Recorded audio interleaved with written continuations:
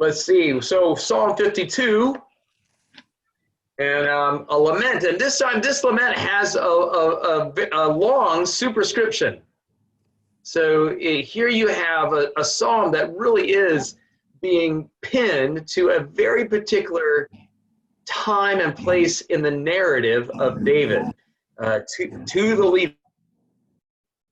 That's dark, and so it's the story of when David goes to he's fleeing from Saul, and he goes to where the shrine of the Ark of the Tabernacle of the Ark of the Covenant is, and he goes, and he and his men are famished, they're hungry, and they're fainting from hunger, and so he asks the priest to give him the bread of the presence.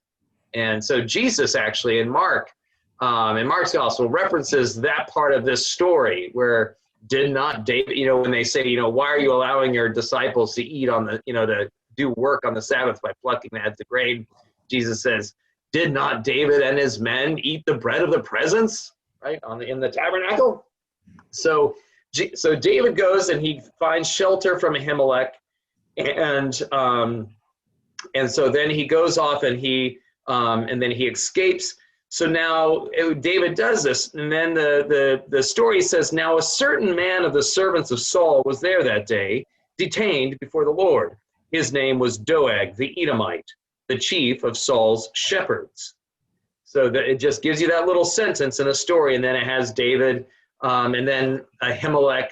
David doesn't have a even weapon with him, and so Ahimelech says, or David says, do you have any weapons around the place? And Ahimelech says, basically the only thing we have is Goliath's sword. And David says, that's a good one, give it to me. So he takes Goliath's sword from him. They had placed the sword in the shrine of the ark, and so he gives him the sword, and David goes off and escapes. So David left there and escaped to the cave of Adullam.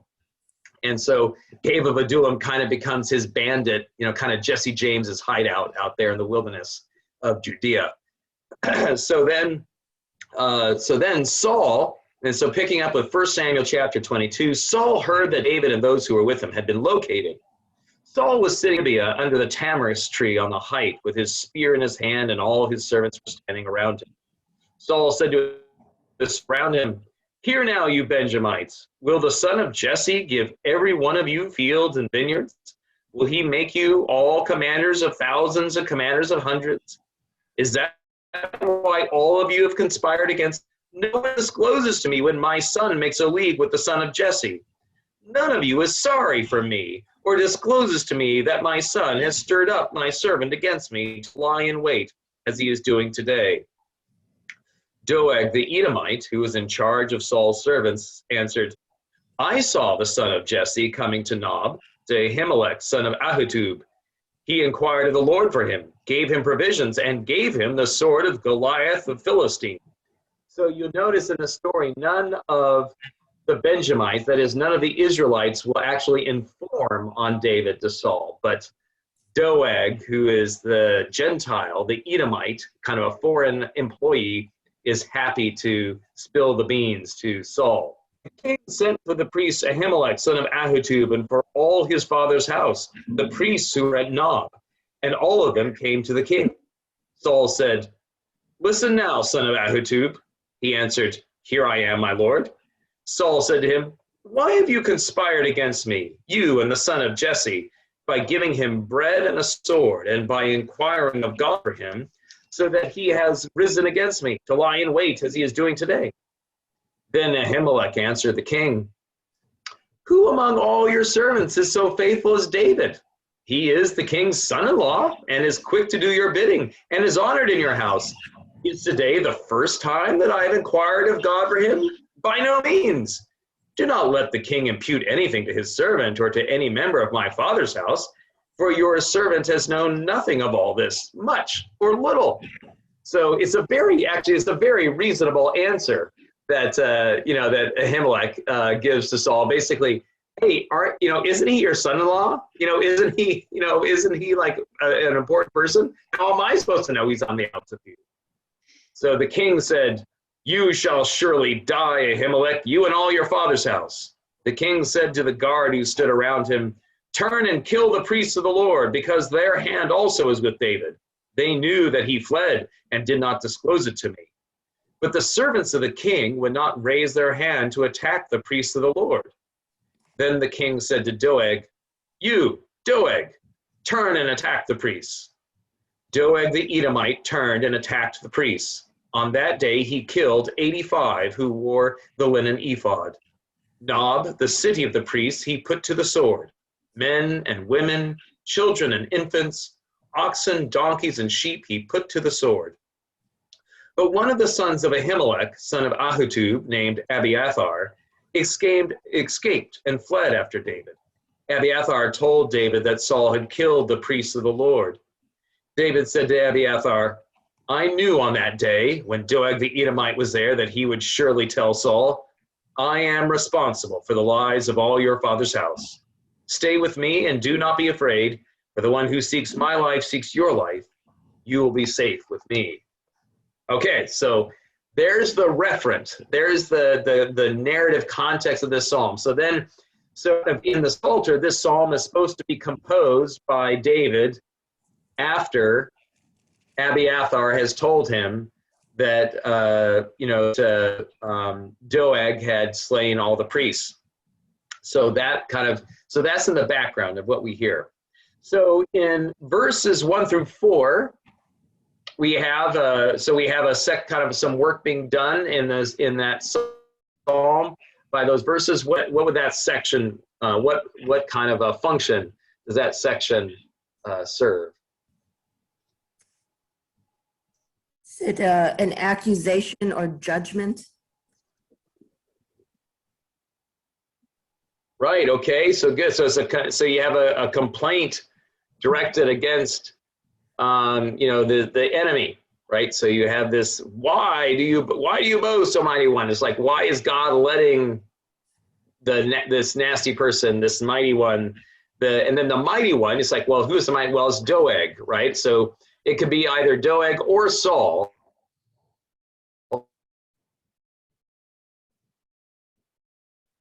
But kind of David is complaining, "Oh, Doeg, that he turned me in." It's like, that's my bad. So the mighty one, Doeg, and the mischief done against the godly, right, against the priests of the Lord. All day long you're plotting destruction. Your tongue is like a sharp razor, you worker of treachery. You love evil more than good, and lying more than speaking the truth. You love all words that devour, O deceitful tongue. So I think actually that the referent there is Doeg, right? So David is complaining against Doeg, who kind of has turned Saul on to David. But this is interesting. So a complaint is normally addressed to God. But look what happens here. To whom is this complaint addressed? To the mighty one. Yeah, to the malefactor, to the mighty one, the doer of evil deeds. So instead of complaining to God, is kind of an apostrophe, kind of a speaking out loud, to someone who's not there. And so it's interesting. So this is, instead of usually in a lament, the complaint is directed to God, and here the complaint is directed against the evildoer himself. And so it does bear resemblance to kind of a legal accusation. And essentially in other laments, the person doing the lamenting is accusing God, really. I mean, that's what a complaint is. It's like, God, you're not doing your job. Why are you letting these bad things happen? But here the accusation is directed immediately to the evil one. Is the evil one, is he referring to Doeg as the evil one? Right. Yes, he's the mighty one, the one whose tongue is like a sharp razor, who loves evil more than good. Right. So again, in the context of the narrative, in a sense, by setting it within the context of the narrative, is we see that it's somebody who is allied against you know, number one, against the priesthood, and kind of the priesthood has the symbol of the godly in the land, right? And so, you know, the priest would have been defenseless. It's really kind of it's really a slaughter of the defenseless priest by Doeg. In a sense, the wickedness of the enemy, or of Doeg, you know, part of the complaint is that, or the kind of the way that the wicked, that his wicked behavior is functioning, is that since Doeg's loyalty is to, in a sense, his own pocket or his own power, his own influence, instead of to God. That in a sense, if Doeg had loyalty to God, he would have kept mum, like all the Benjamites, right? The Benjamites aren't turning David in. Nobody's cooperating with Saul in his vengeful pursuit of David, but you have the Gentile, right? The pagan Gentile who is willing to kind of seek his own advantage by persecuting the godly, vulnerable. Again, as the Psalms would say, the poor, right? That's the poor, you know, the quintessentially vulnerable against the power of the against the vulnerable against those in power. So by setting this in this canonical context, or it's a narrative context, in a sense, it invites the reader, in a sense, the one who would say this psalm is basically likening whoever is troubling them, right? Whoever is oppressing them, to Doeg, right? So basically, I've got someone in my life that is treating me like Doeg, the Edomite. You know, so it's kind of, Doeg stands as symbol, indicating that in the narrative, Doeg stands as a symbol of the kind of the unrighteous one who is willing to do bad deeds to get ahead, right? To get his own advantage. You know, kind of for you guys, what, you know, and as we read this part of the psalm, verses 1 through 4, what in there kind of jumps out at you is particularly a particularly powerful or apt expression of the psalmist?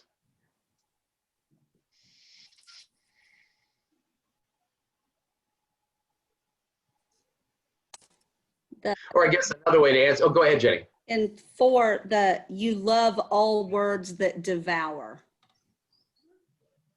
And then, oh, deceitful tongue, just, you know, that I kind of have this vision of like a monster, and how, well, and also, you know, and Satan too, how when everything, it just kind of, it can envelop and just completely destroy if it's right.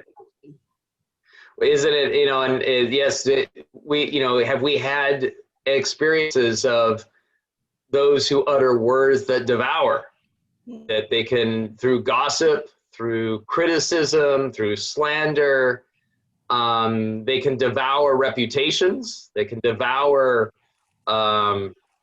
happiness, they can devour the teamwork of a group, right? In a sense, and that's, so yeah, I agree, Jay. I think that's in a sense, a very evocative description of one who uses the gift of speech as curse rather than blessing.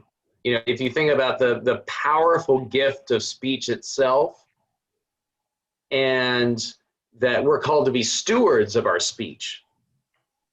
And the Epistle to James has a section about this. You know, how the tongue is a flame. You know, and it can, you know, a mighty ship can be steered by a small little rudder, and so is the tongue. And so the Epistle of James has about a chapter on the misuse of human speech. And so here again, we have someone who is able to use their words in ways that are profoundly hurtful, especially to the vulnerable. Right. And it says, how can this, if you were to say this about, can you pray this, or what would be, let me ask the question, what would be a context in which you could pray these verses? Or let me ask it this way.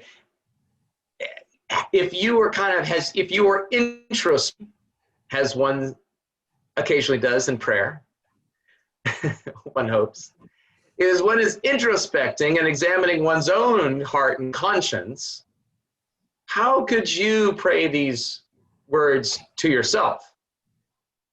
Yeah, Elizabeth, you're on mute. There you go. That you're not speaking in that way, that you are not Okay. like going to people and just like in my line of work, chastising in a way that would be that hurtful. Mm-hmm.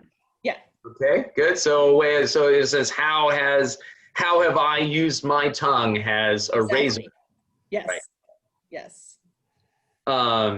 Yeah, Augustine, Augustine has a kind of interesting, he goes off about the razor and how it shaves, and how, those who have their mind on heavenly things don't mind a shave, because, it says they can get a shave of their possessions because their mind is in heaven. And just like you don't feel the hairs of your head being cut, it's like, someone whose mind is in heaven, it's like someone can take your stuff and you just don't even feel it. It's like the hairs of your head, and so how the godly are impervious to the razor of the, of the wicked, of their wicked speech. But it is, he just has some interesting likes on things. But it's like good old Augustine. He can make a sermon out of you not being able to feel your hairs being cut off your head. But he finds that to be illuminating. But to each his own.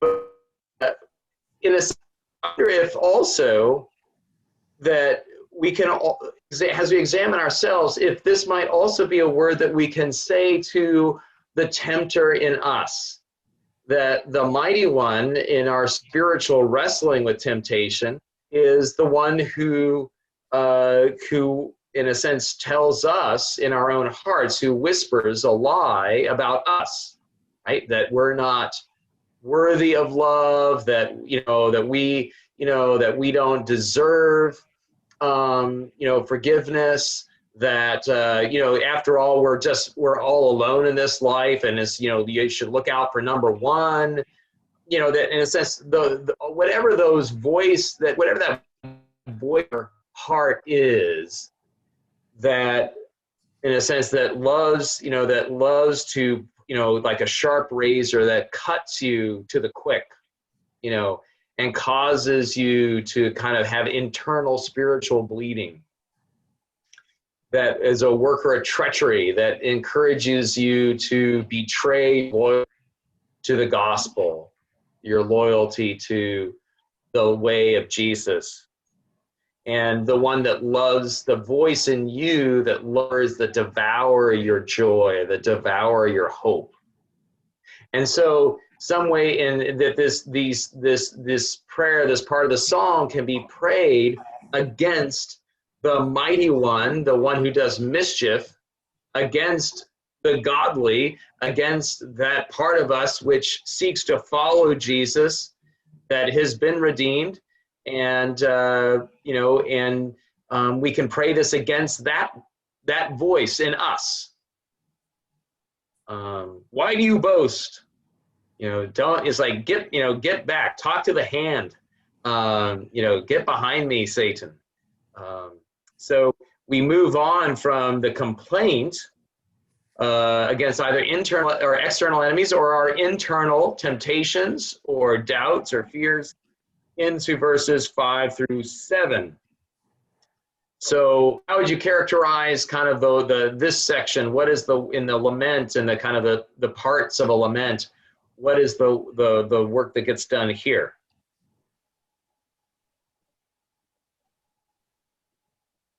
So this is God as rescuer and your statement of faith?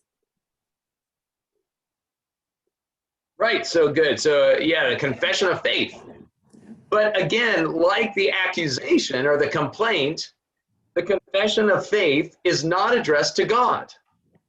So remember, in the laments, typically you have a complaint directed against God, and then a confession of faith to God, and a confession of faith in God. But here, just as the accusation or the complaint is leveled in a sense directly against the wicked in absentia, so the confession of faith is fascinatingly directed against the wicked. It says, but God will break you. There's that second person, right? That use of the second person. God will break you down. So it's a confession of what God is going to do to the wicked, to one's enemy. It's not addressed to God. God's going to break you down forever. He will snatch and tear you from your tent. He will uproot you from the land of the living. And again, in the narrative context, of course, we have is Doeg and the slaughter of the priests of Nob, right? And the city of Nob. So, kind of, dragging the women and children out of the houses of Nob and slaughtering them in the streets. And in some ways, the story is, the story of Saul ordering the destruction and the slaughter of Nob is an Old Testament precursor or sign or type of the slaughter of the holy innocents in Bethlehem. And so again, you have a false king, Herod, directing the slaughter of those in the house, from the house of David. He's going after David, right? And so Herod is going after the son of David, who's born in David's city, and directs the slaughter of innocents. And so Saul's slaughter of the Benjamites is, again, a type, or forms kind of an Old Testament preview, if you will, of the slaughter of the holy innocents. The righteous will see and fear, and will laugh at the evildoer, saying, see, the one who would not take refuge in God, but trusted in abundant riches and sought refuge in wealth. So again, in the context, that's Doeg thinking that he's going to get a payday. But again, Doeg can stand as a symbol for the one who is willing to do dirty deeds, or, in the venerable words of the rock group AC/DC, dirty deeds done dirt cheap. So the Doeg is the doer of dirty deeds done dirt cheap. So if we take this into this section into the New Testament as well, what would be another context that would lend itself to kind of a New Testament setting for these words? Okay. In verse 7, this would kind of be, I'm reading it kind of as a direct argument against what the people that were mocking Jesus, who were saying, see, when they were saying, see, even his own God, why does he not, rescue himself? Trusted, see the man who would not make God his refuge, but trusted in the abundance of his riches and sought refuge in his own destruction. So kind of this kind of refutes, it goes against, I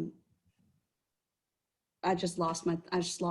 Well, I see what you're saying, that basically you see this in a sense that you could see the crowds thinking that they're fulfilling this in their mockery of Jesus, right? Mm-hmm. And right, in the Passion, right? But think about the Passion narrative. Who is one who, instead of taking refuge in God, trusted in abundant riches? Judas, yes, ding, ding, ding. Yes. So in the kind of the Christological appropriation of, remember, David, son of David, and that again you have the false king using. So remember, Saul uses a Gentile man of arms to kill the innocent, and so then Herod and the priesthood of the temple use the Gentile Romans as their instrument of destroying the innocent, the righteous Jesus. And so, in a sense, this this psalm is something that was applied in a sense. It was, we can see Jesus in a sense from Jesus's perspective, that the righteous will be, and fear, which is again, fear in the Old Testament is the name for worship, for basically the awareness that, I say fear in the Old Testament is the awareness that God is very, very big and we're very, very small. So that's what fear is. It's like if you come up against, the way I liken it is, if you've ever been to Niagara Falls or to like a really rushing river and you get up to the edge and you see all that water, if you're at the top of the falls and you see that water and you can hear the and you just, it's almost dizzying, it almost makes you dizzy to see that much water, running. And it's like, if you're smart, it's like you have this instinct to back away from the edge, right? Fear, right? In a sense, for the Israelites, the Israelite notion of the fear of the Lord, right, is that sense of, I'm up against like the power of a rushing river. Another psalm will say, like the water courses of the Negev, right? Like the Negev was the desert. And so basically in the desert, you have flash floods. And so it's like God is going to show up like a flash flood, right? That just, wipes out everything in his path. And so the fear of the Lord is something that acknowledges that God's power is really, really big, and it's best kind of observed from a distance. So that's the Old Testament notion of fear of the Lord. But the one who sees and fears will laugh at the evildoer. Basically, yeah, you're going over the side in a barrel. You laugh at the wicked. See the one who would not take refuge in God, but trusted in abundant riches and sought refuge and wealth. And in a sense, that's one of, in a sense, Luke, especially the Gospel of Luke, brings this forward. Luke wants to highlight the kind of the craven greed of the temple aristocracy. The story of the widow's mite, that Luke really brings forward the kind of the Luke has the parables about you cannot have a loyalty to, you cannot love God and love mammon at the same time. You can't have two masters. So that's part of the story that we have in the Passion. So now in verses 8 and 9, we have a shift. So there's a definitive shift now as we conclude the psalm. And so how would you describe that shift?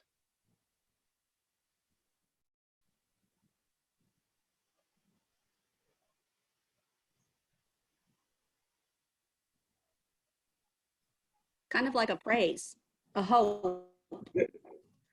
Yeah, good. Yeah, so there's praise. And so it shifts from, you're going to get yours to simply God is great. And in a sense, I'm doing fine, because God is with me. So I'm like a green olive tree, right? So you have here evoked in this part of the psalm, you have Psalm 1 evoked, that the righteous are like a tree that grows by the side of a flowing stream, whose branches shall not wither, that shall bear fruit in due season, etc. Right? And so now you have, in a sense, the praise is, especially in verse 9, is now the psalmist is speaking to God. Right? So I will thank you forever. And so now the you is no longer just the Lord. So now confession and praise are addressed to God.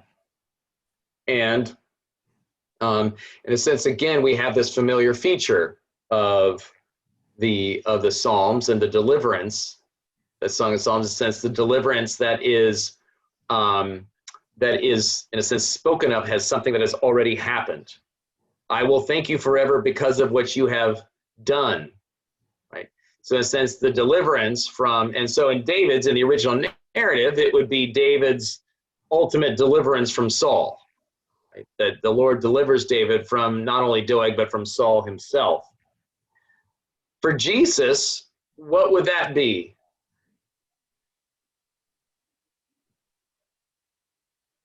Christologically, so on the lips of Jesus, what would that be? What would that be?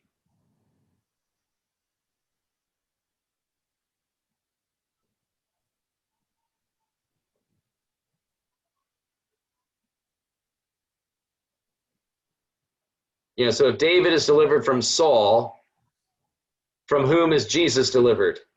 Satan. Death. Right, good. Satan and death itself, death with a capital D, right?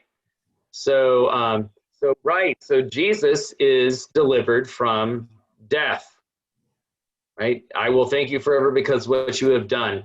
And so again, the Psalms can be heard as, when we place the Psalms on the lips of Jesus, that in a sense, Jesus sings the praise of his Father at the Father's right hand. I will thank you forever because of what you have done.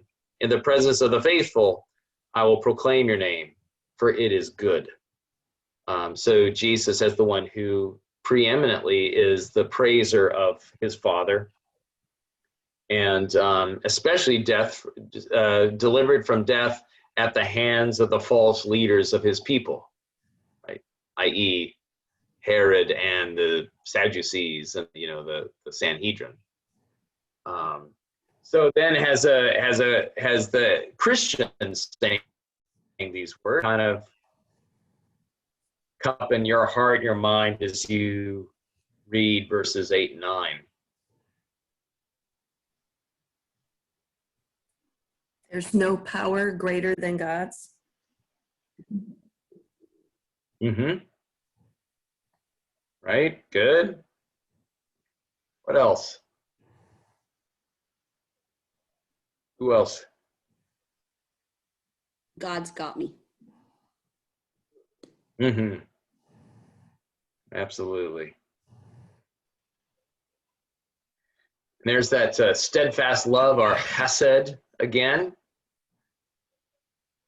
And, that he's like a green olive tree in the house of God. So, again, now that in a sense now as Christians, the house of God is God's own temple or dwelling within our own human heart. That in a sense our hope and our love and our faith all can kind of grow and bear fruit in the heart that's rooted in God. And that we proclaim God's, in the presence of the faithful, we proclaim God's name and his goodness. All right. So kind of this, so it's a different sort of song, so again, so many of the laments have a kind of a hypothetical wicked person that you're talking about, or kind of a, archetypal wicked person. But here, this is different in the sense that it really does root this particular psalm in the narrative historical experience of David. And Randy. so who was the accusation or criticism leveled against? Saul or the man that did it, or both? I think probably Doeg, the Edomite, is probably the one against who provoked it, be given simply the superscription of, when Doeg the Edomite came to Saul. Yeah. And of course, this is, David only knew about that because Abiathar fled, right, and could tell him about it. But I think it's more about Doeg's.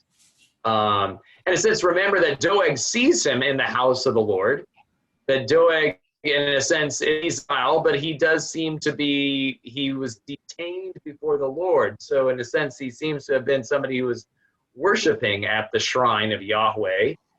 And so kind of David is, part of his beef, if you will, is that should have been sacred ground. That should have been, we were in Switzerland when you saw me. You shouldn't have been blabbing to Saul about where you saw me.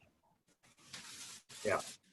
Because it's Saul, it is not, they saw David and his men there, right? Right. Well, Doeg saw David and his men, and so Saul basically goes to Ahimelech's hometown. And so basically the way that this worked is that you had, you had a rotation of priestly families that would work at the shrine. And so, you know, you'd have kind of the clans would take their turn at the shrine. We see that also, for example, in Luke's gospel, where Zechariah, the father of John the Baptist, has his turn. Yeah, and it goes deaf, yeah. Right, and so basically when Saul wants to go, he's like, all right, let's go find this Ahimelech guy.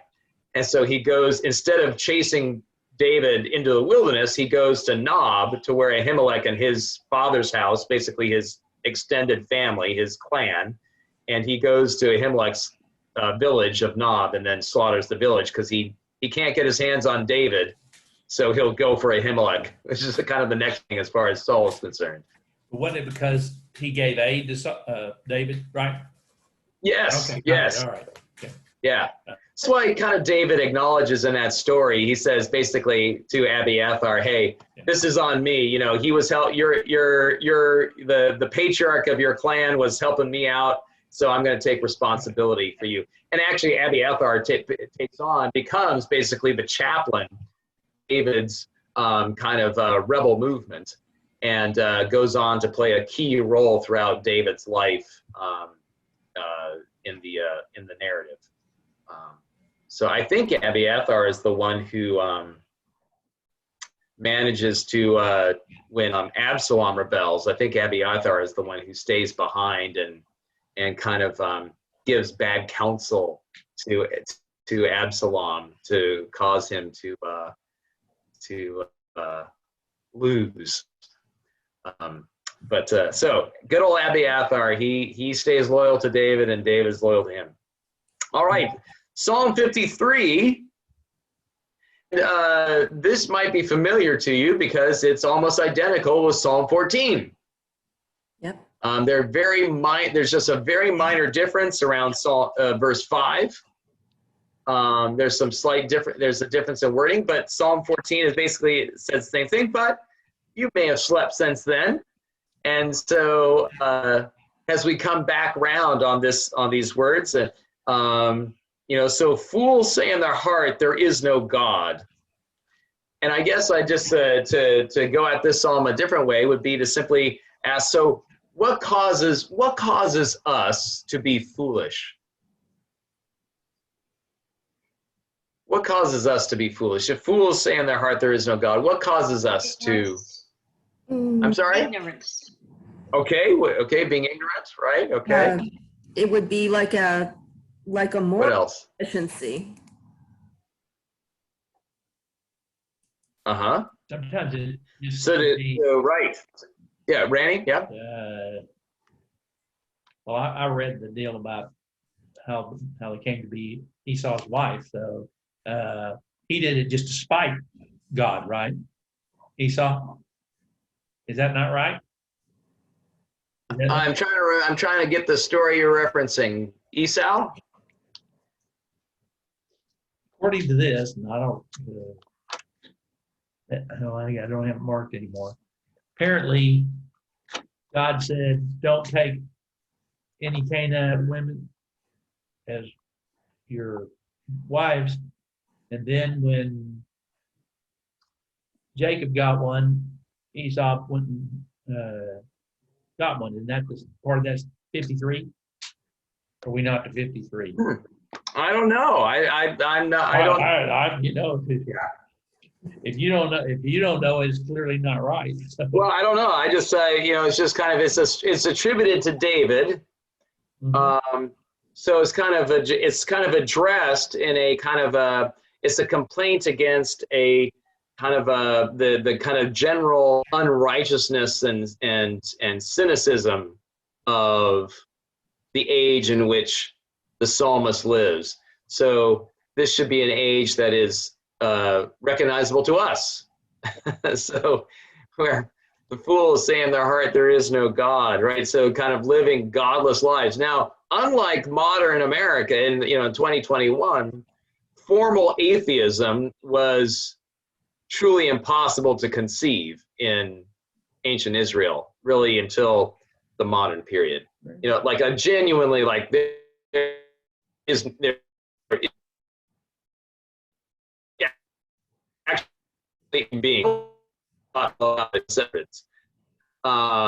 know, that there was something, you know, even the Greek philosophers, prime, so even the kind of, there's no such thing as, now Greek philosophy and all that stuff, they thought, oh, well, that's just superstition.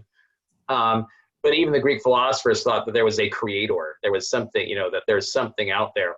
They could disagree about whether the creator cared about the creation, or if there was kind of some sort of forces that were moving through the, you know, through the material world. But to have a world that was completely devoid of the divine would not have been anywhere in anybody's ability to see. So to say that there is no God in the psalmist context is not about atheism as we know it. It's more about a life lived completely disregarding God's commandments and the requirements of justice and social well-being. Right? That's to live a godless life, is to live a life not where you're part of the American Atheist Society, but rather, you know, or the society. What's those commercials they have on CNN from time to time? Is Ronald Reagan's son, isn't it? That's like the Society of American Atheists, whatever it is. But that's not what it means. It's about basically acting like there's nobody, you know, there's nothing wrong with, you know, oppressing the poor or doing horrible things, because they're, you know, that God just doesn't care. So they're corrupt. They commit abominable acts. There is no one who does good. And so that this is the quintessence of foolishness. God looks down from heaven on humankind to see if there are any who are wise, who seek after God. They have all fallen away. They are all alike. There is no one who does good. No, not one. So in a sense, how does the kind of in a sense, this is a testimony to the kind of the social nature of evil, right? That in a sense, evil has a social dimension to it. You know, I dare not say systemic, but that there's at the very least a social dimension to evil itself. That in a sense, if you're trying to live as a good person amongst a society where God looks down and, you know, basically if everybody else is perverse and fallen away, it's going to be very difficult for even the righteous person to kind of keep their head on straight, right? It's going to be very difficult to find your way towards doing God's will if you live in a culture that which is structurally very difficult to do so. And so that's kind of the psalmist's complaint here, is that basically it's you know, that I live in the midst of a wicked people that make it very difficult for me to do what I know God wants me to do. Then having no knowledge, those evildoers who eat up my people as they eat bread and do not call upon God. It's interesting. I think this is kind of ambiguous. It seems like it is. I'm not sure if the psalmist is saying this or if God is saying this. What do you guys think? Who eat up my people and then do not call upon, I guess, call upon me. Erica? Could this be talking about the covenant, like from God's perspective? His people are still keeping covenant? Right, sure. Yeah, so that's the kind of on the God is speaker side. Again, you could have, you know, again, if this is a maskil of David, you know, you could also imagine David as the king saying, you know, they eat up my people. Like, you know, and you know, that David has the kind of the man whose heart, you know, the God is, you know, a man after God's own heart, saying, you know, boy, you're going to be a good king, and it's really tough, you know, especially when you have Bathsheba bathing down there in full view. It's like, how am I supposed to be a good king when you got these women bathing on their rooftops? Right. Could Yes. it also be like the psalmist, the person who's writing the psalm, saying it as my people, as in my community? Yes, absolutely. That's Very fair construction of that. But it's ambiguous, right? But that's fine. So this all, you know, you can play it a couple different ways, and that's the beauty of poetry, is that you can, you know, you can kind of roll it around in your prayers. You know, again, if you're saying a daily psalter, you know, you'll come up against it about every 30 days. So you can kind of try it every which way. Now, here's the part that's different from Psalm 14. For they shall be in great terror, in terror such as has not been. For God will scatter the bones of the ungodly. They will be put to shame, for God has rejected them. So this is, in a sense, now is kind of like is much more of an imprecation, a psalm of, you know, a psalm of imprecation against the fools and the ungodly. You'll scatter their bones, which is, you know, the again, if you have kind of a you know, that's again for ancient man, you know, I hesitate to mention this because people you know, someone on this Zoom call might have had this practice done for a family member, but you know, like in the modern world where people are spreading their ashes every which where, you know, it's like, oh, I want half my ashes here and half my ashes there and a third of my ashes there and a fifth of my ashes there. You know, we just don't get the ancient revulsion against not having all your remains in one spot. They're just like to have your bones scattered, to have, you know, in a sense, to have not all of you all in one spot. It was seen by the ancient world, even really up until very, as being like the ultimate indignity. The worst fate is like a fate worse than death, worse than dying the first time, is to have your bones scattered. You know, that would just be horrible. Yeah. So the idea of grave desecration. You know, it's hard to understand how a modern would go about doing that. I don't know. I just find the modern perspective interesting. It's like, you know, if you're a modern and you really don't believe in any of this, how would you actually desecrate if you don't believe in the sacred? Can you actually desecrate anything? You know, it's like if it's all just dirt, then, you know, it is what it is.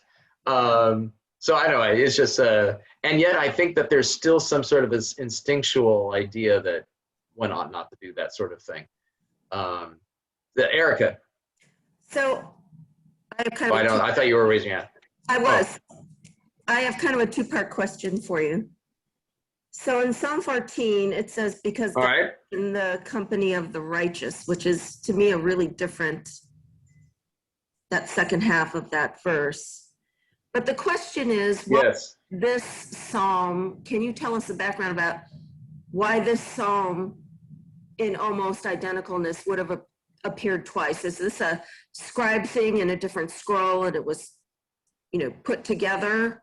Or was this idea so important they meant to repeat it? Well, I think it's probably both. I think that that this idea is an important idea for the psalmist and for the faith of Israel, but also it's one of the key differences is that the name of God is changed between verse 14 or Psalm 14 to Psalm 53.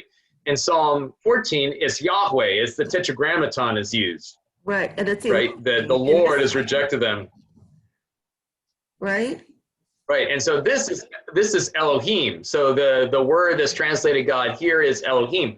So this is coming from a different stream of Israelite spirituality, and the J source, or the Yahweh source, and kind of the Yahwistic stream, and the E source, or the Elohim source. And so basically we scholars think that the Yahweh tradition was a southern tradition, that is kind of Judah, Benjamin, kind of the southern kingdom. And the Elohim traditions, the addressing God as Elohim, was a northern tradition, because the E tradition is definitely the junior partner in the scriptures. But what you have in a sense is the psalm, kind of the same psalm, but using the Elohim. And so that tradition, in a sense, gets represented by repeating the psalm and putting it in the mouth of David, right? So it's kind of David said Elohim as well as Yahweh. He was ecumenical that way. But other than that, it's really a mystery. It's just kind of, it's there, it's repeated, and we're not exactly sure why, other than those sort of speculations. Jenny? So at the beginning of 5 and 5a, it says, there they are in great terror where there is no terror. Is that meaning they're in terror, but they don't know it yet? They haven't figured it out? Kind of like. Yeah, I mean, again, this also is an indication of how difficult the poetry is to translate, because the NRSV, it's there they shall be in great terror, in terror such as has not been. That is, in a sense, it's like so horrible that no one has ever seen the kind of terror they're going to be in. So it is, in a sense, there is the kind of the common notion of they will be terrorized, but there's kind of some difficulty in exactly figuring out what the Hebrew means. Yeah, so you have some different approximations. But we go on to verse 6. Oh, that deliverance for Israel would come from Zion. When God restores the forces of his people, Jacob will rejoice and Israel will be glad. Well, that's a giveaway to the northern kingdom right there. So, Jacob is a northern tribal name, and Israel are the northern tribes. So again, that just kind of binds it to the Elohim tradition. But for the name of God's people. Yes, Charmaine. Go back to Erica's question. So if you have something that is common to both northern and southern kingdom, if that were in the New Testament and the Gospels, you would say that might be belonging to an older version that they both shared from. Precisely. Yes. Exactly. That's the great observation. So there is an older version somewhere around we don't know about. I mean, there might have been an oral. I mean, in a sense, this is kind of the oral tradition, right? So, the Psalms themselves are some of these Psalms. And if they pinned them to David, that typically speaking is something that's telling us that it was venerable enough. They thought, oh, it must have come from David because none of us can remember who wrote it. Whereas further on in the Psalter, you're going to get Psalms attributed to Asaph and other people. So to attribute it to David, the original psalm writer, is a way of saying this is really old. This is something that's way back there in our tradition. And so it is very well could be something that would have lived before in the memory and the songs of Israel before the split of the two kingdoms. And so then when they kind of in the exile, when they kind of brought, when both northern and southerners wound up in exile together, and they kind of synthesized traditions, like, okay, well, we're going to have our psalm and we'll put your psalm in there too. Yeah. The last though, NRSV note says it's most likely a post-exile edition, so it wasn't there before, and yet it appears in both. Right. Add-on. Yeah. So like this, often we'll see, like in the Psalms, we'll see the coda.